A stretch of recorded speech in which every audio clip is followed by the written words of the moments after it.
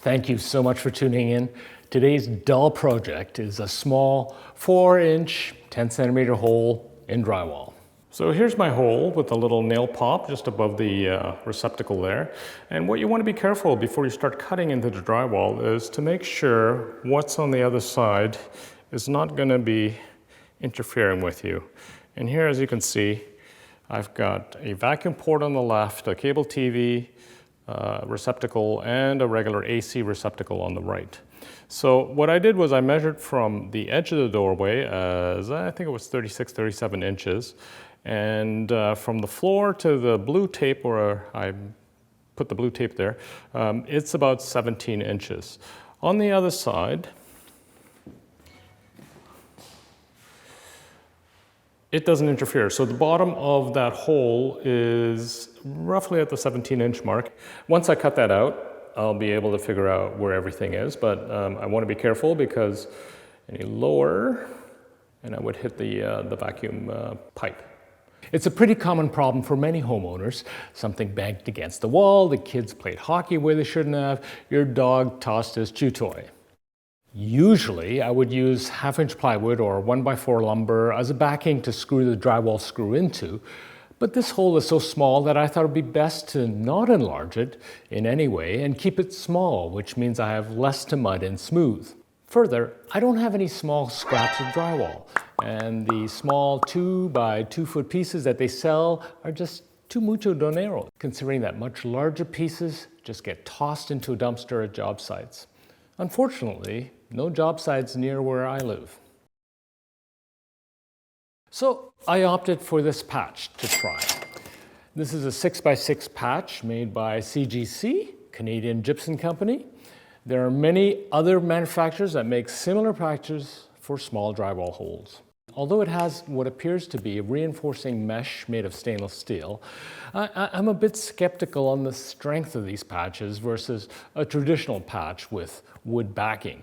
So I'm going to try beefing it up with my patch mod. It should add significant strength over this naked patch. Stick around, find out whether it's worth it, and if it's something you could consider on your next hole in the wall project. The mod is next to free, and it's likely something a handyman wouldn't normally consider. It should work well where you have drywall hanging on the other side. I picked up a few cardboard boxes from a local grocery store. In case you didn't know, corrugated cardboard comes in multiple strengths and grades, including single wall, double wall, and triple wall. Here's an example of a double wall and a single wall. If you can get double wall or triple wall, great. If you can only get a single wall, that should work as well, as I will be rolling it up to increase its strength. Here's an example of a single wall holding my weight. You'll also need some white glue. My go-to glue is this Weldbond. I like it because it's super strong and dries crystal clear. I've had this bottle for many years and it hasn't dried out at all. Works great on ceramics and even glass. If you can't get Weldbond, any strong glue would do, like carpenter's glue, white glue, wood glue, even a hot glue gun. First, I'm cleaning this hole up using a sharp knife so I can clear out the jagged, broken, and loose pieces. I'm avoiding using my drywall saw because I want clean-cut edges and a slight bevel. A bevel will ensure that the edges do not protrude past the surface of the drywall. Measure the inside depth of your drywall to drywall. For this particular situation, it's on a 2x4 stud, so it's 3 5/8 inches or about 9 centimeters. I'm airing a bit on the longish side so the cardboard is snug. Then I'll cut 4 pieces of the cardboard to this depth. I'm cutting perpendicular to the grain of the cardboard because I want to eventually roll it with the wavy portion, so not against it, but along with it. 6 to 7 inch, which is about 15 to 18 centimeters width, should be good. You can glue them, then roll it, and hold it together with some masking tape.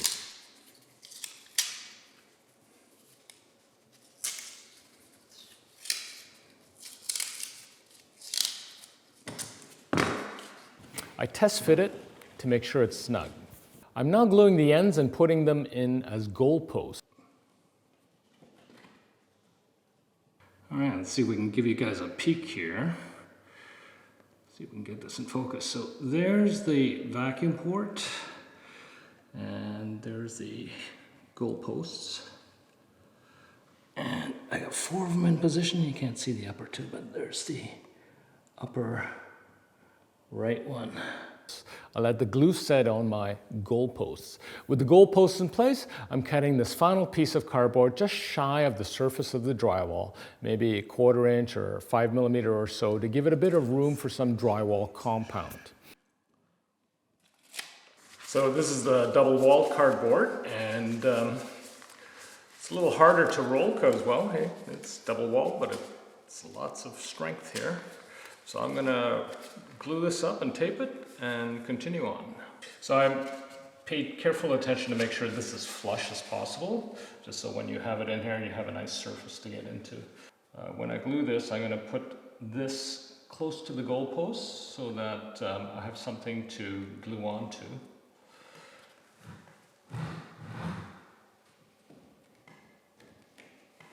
That should work.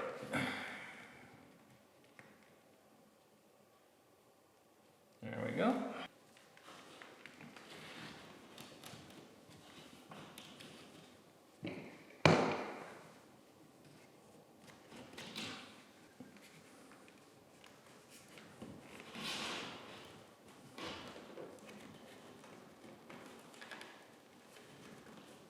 And the final shape, I've made them actually oval on the final piece, just because it would fit this hole better.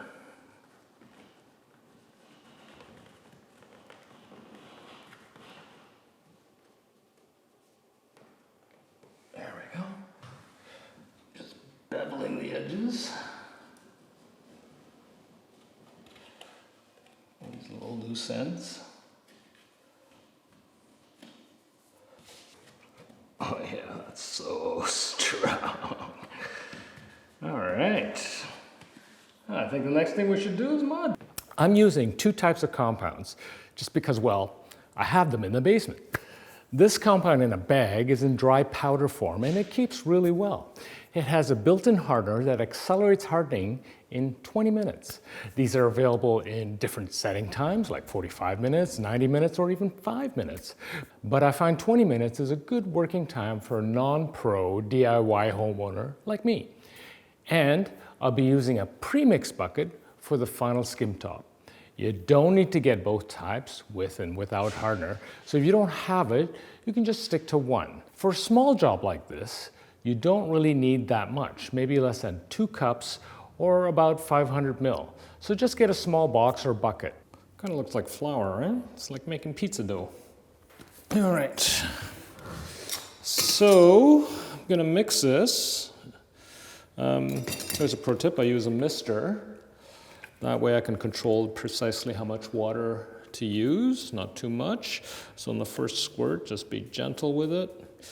And then once you get the top layer a little bit wet, you're kind of good to go a little harder.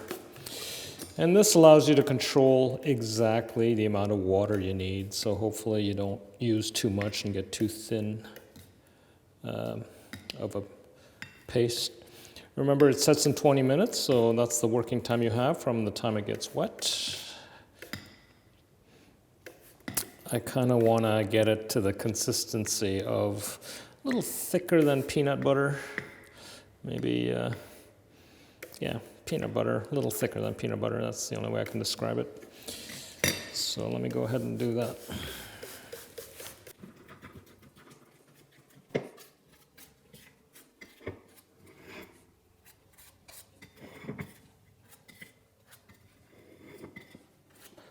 I had nothing else, so I'm using this old porcelain plate.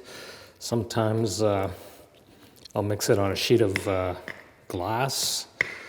I was considering an old paint tray, but I think this is easier. I need something flat without any walls. So I'm just going to moosh it around a bit like this. Mix that well. Again, you don't need much, so even this is plenty. I'm using a 3-inch spatula and an 1.25-inch spatula that I happen to have around. If you don't have something like this, maybe you can look in your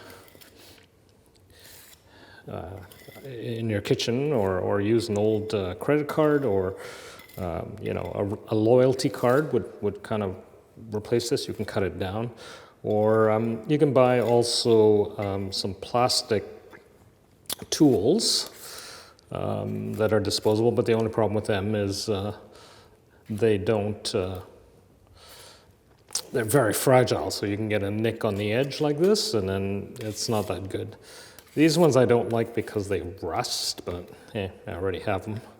And so the trick is basically just to keep it dry, wash it quickly, keep it clean, and dry it quickly with a paper towel or something like that. So essentially, that's it.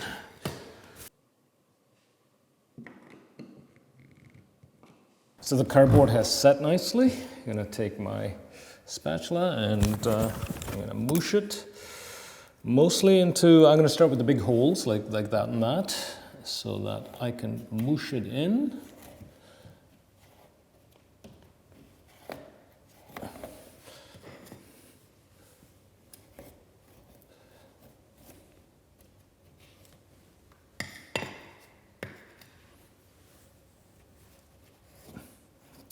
Again, you can use a credit card, but if you have one of these, it's the tool to use.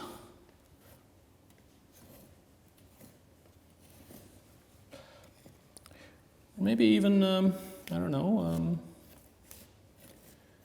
a piping bag. Piping bag might work. A disposable piping bag.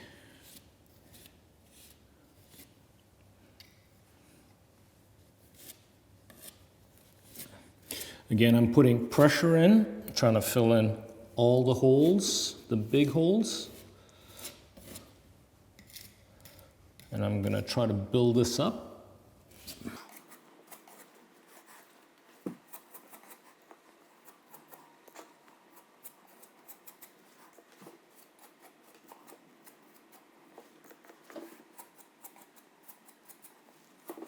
There. While we're here, I'm going to pan over to that little drywall hole, since I got the stuff. Give it the first dabber.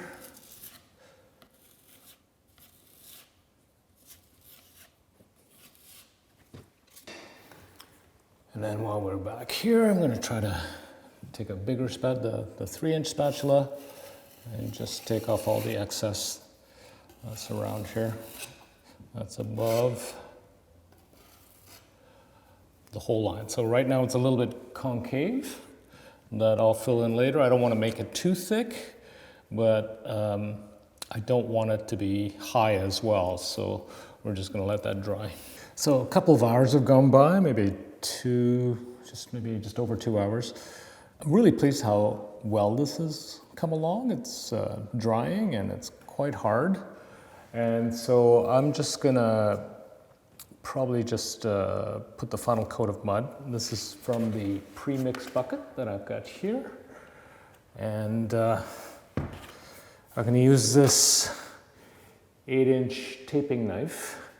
Incidentally, if you're buying a knife, try not to get this blue steel stuff. I find it horrible because it just rusts so easily. I keep it meticulously dry, but it still just builds up rust. So the more expensive ones are the stainless steel ones. Stainless steel doesn't rust, and yeah, it's great to have. But anyway, I bought this. I'm gonna take my little scoop, and what I like to do is just kind of moosh it along. Funnily enough, when you do this, it gets really viscous. See what I mean?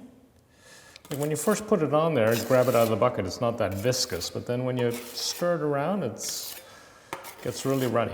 And you can see that rust building, right? Make sure to see that on camera. There's a little brown area here. And that's coming from the taping knife, unfortunately. There you go, looks like chocolate. But it's not.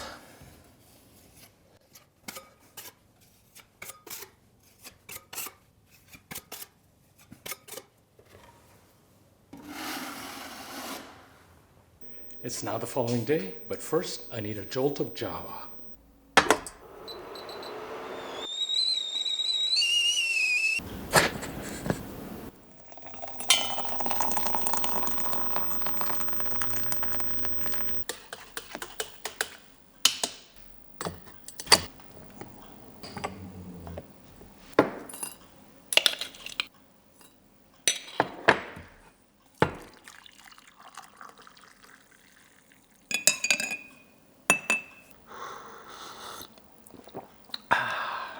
There's a little bit of hairline cracks. The camera's having a tough time focusing because there's really it's just seeing a blank wall. So if I put this ruler on here, you can basically see that it's still shy by about, I'd say 2 millimeters or less than an eighth, maybe a sixth, no, not a 16th, no, it's about an eighth. But on the edges, it's flush here. So to do the sanding, I'm going to use a sanding sponge. I like this. I had it for a while. I think Norton makes it. It's basically rough on one side and smoother on the other, but what I like about it, it's got the sanding on the edges as well, so you can use the shallow side instead of just the broad side. I picked this up in Florida, and as you can see, there's nothing here, it's just smooth sponge. And I think it's the same all on both sides. The Norton, or this black sponge, has a lot more give than this other sponge, so if you have a choice, if I had a choice, I would pick this.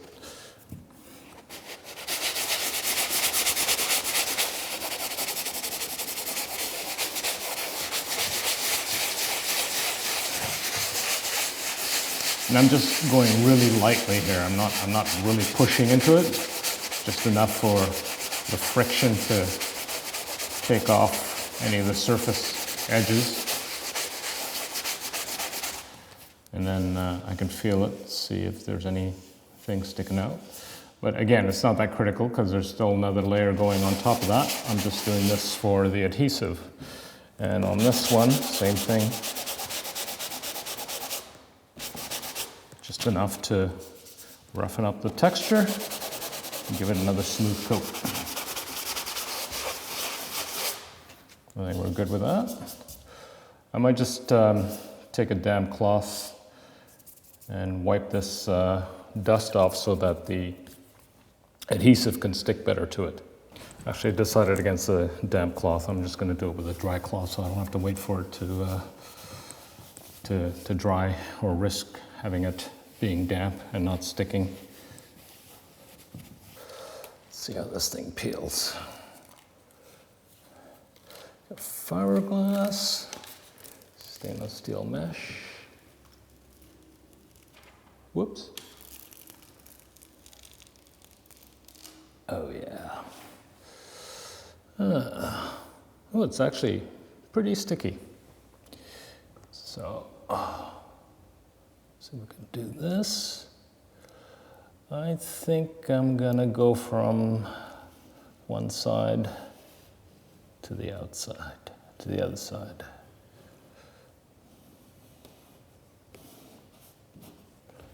And work my way up. Yeah, so nice.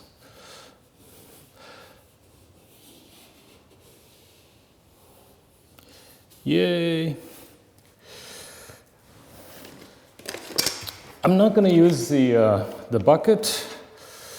I think I'm just going to go with the powder in the bag because I liked the fact that I could control it, how much moisture I added and the consistency. I didn't like the way it was runny the last time I used it.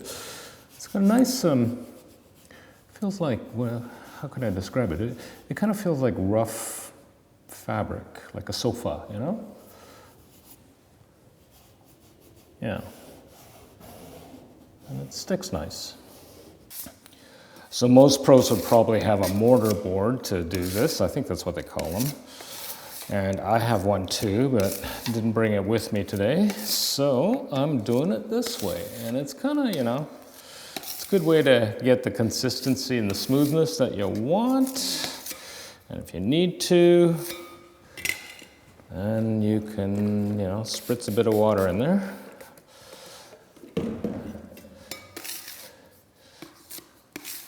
To get it smoother or more viscous.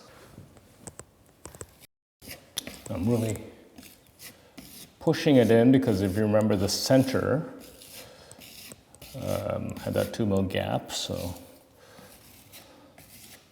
I'm trying to push it through the mesh. Again, I'm not sure if I need this mesh here. We could have done it without it, but like I said, we've already got it, so might as well use it before I forget. I'm trying to go in all directions here so I can fill all the little nooks and crannies.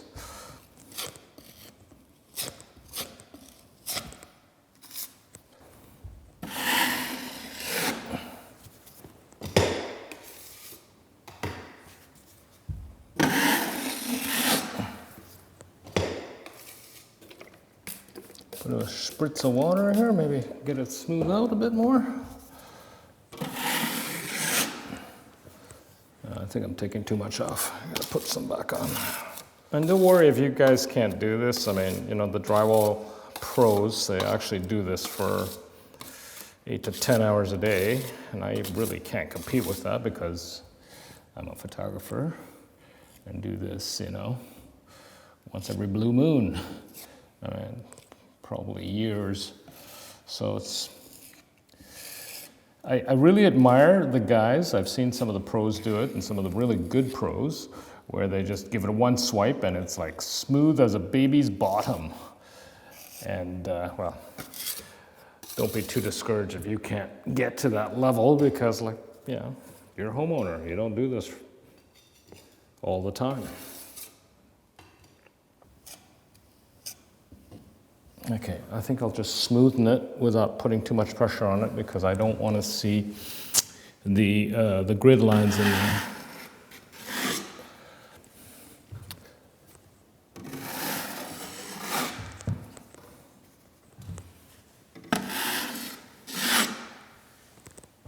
And I'm starting to see the grid lines. Yeah.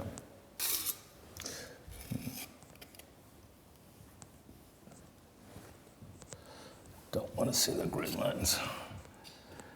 A bit of spritz.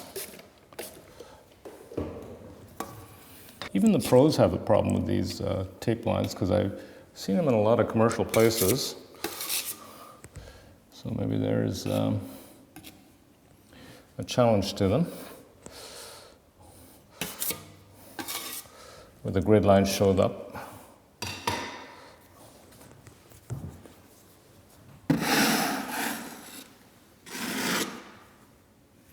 Maybe this taping neck's a little too wide. With a rusty 10-inch.